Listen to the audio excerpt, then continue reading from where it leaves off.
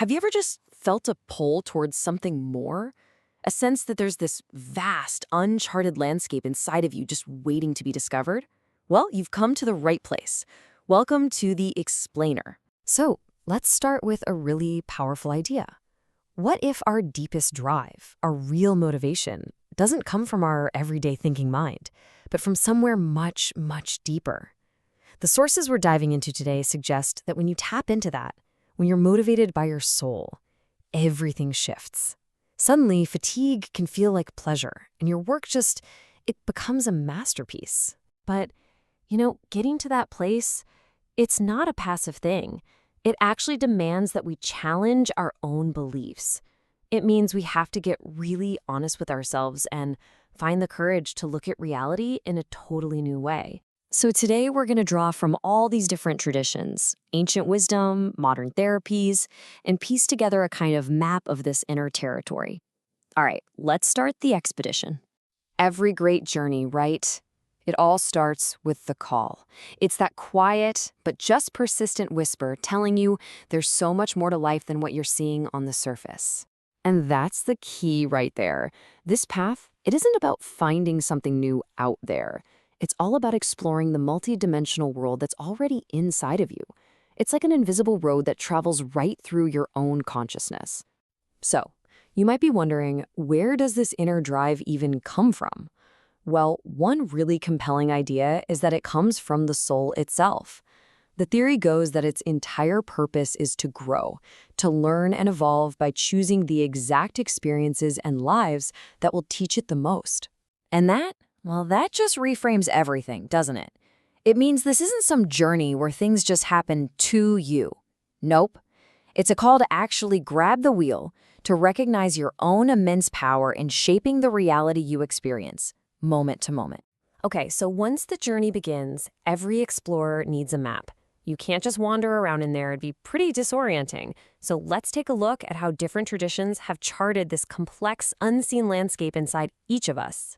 A really common idea you see across these different maps is that we're way more than just our physical bodies. Think of us like an onion with all these different layers. The etheric body, for instance, is described as this kind of energy blueprint, a glowing field that perfectly mirrors our physical form.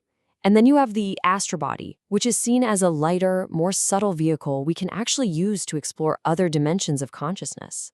And this, of course, brings us to the famous chakra system.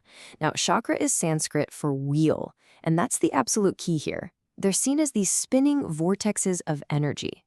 These centers are thought to process and distribute our life force throughout our entire being, and they influence everything from our physical health to our emotional state. Pretty wild. And here's where it gets really fascinating. You start to see how different systems, even though they use their own unique language, are often pointing to the exact same underlying reality. The yogic tradition talks about nadis and chakras. Anthroposophy talks about etheric and astral bodies. See? They're different maps, but they're all describing the same hidden territory. Okay, so we've got a map in hand. An explorer now needs a way to travel, right? How do we actually navigate these inner worlds and consciously move through our own consciousness? Well, some sources point to a very direct method, the out-of-body experience, or OBE. And this isn't just a daydream we're talking about, it's a very deliberate technique. The process you see here uses focused intent and specific commands to consciously shift your awareness out of the physical body and into those more subtle layers of your being. Of course, there are other pathways that are more therapeutic.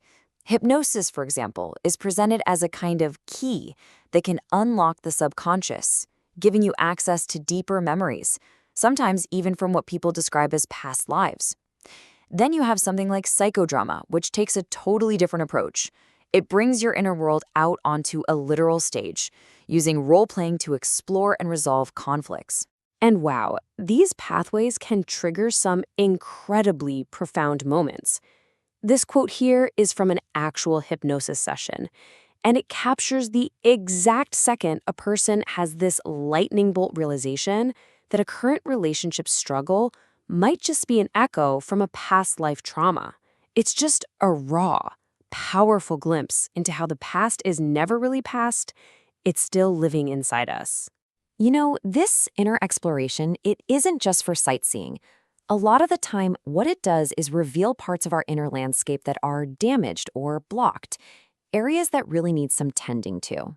At the heart of so many holistic healing systems is this one core idea: energy flow. Think of it like a river. Whether you call that energy ki or prana, the belief is the same.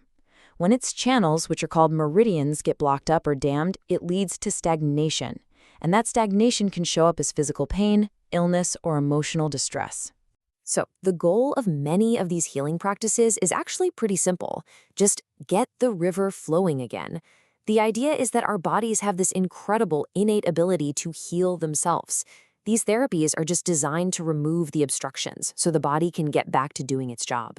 And that's exactly what ancient practices like cupping, as well as things like acupuncture and Reiki, are all about. They all work on this very same principle. By stimulating key points on the body and clearing out those blockages, they're all aiming for the exact same outcome: to restore balance and encourage a healthy, unimpeded flow of life force. So that brings us to the big question: what is the ultimate purpose of this whole journey?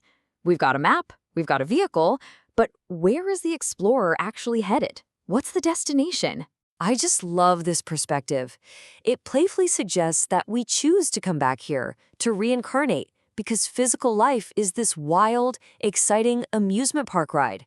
And from that point of view, the goal isn't to escape the ride, but to learn enough about ourselves that we can choose when to get off, instead of being stuck on some endless loop. And this brings up such a vital point. You can read all the maps in the world, but at some point you have to actually take the journey. It's direct, personal experience that transforms a theory into a deep, personal truth. And OBE, for example, is often cited as a powerful wake-up call because it provides undeniable, first-hand proof that we are so much more than our physical bodies. I mean, just look at the transformative power of an experience like that. For this person, meeting his friend wasn't about a final, sad goodbye. The message he got was, "Till we meet again." And that one single moment replaced grief and fear with profound healing knowledge. His belief turned into certainty, and that changed everything for him. Ultimately, any guide, including this one, can only show you a map drawn from the experiences of other people.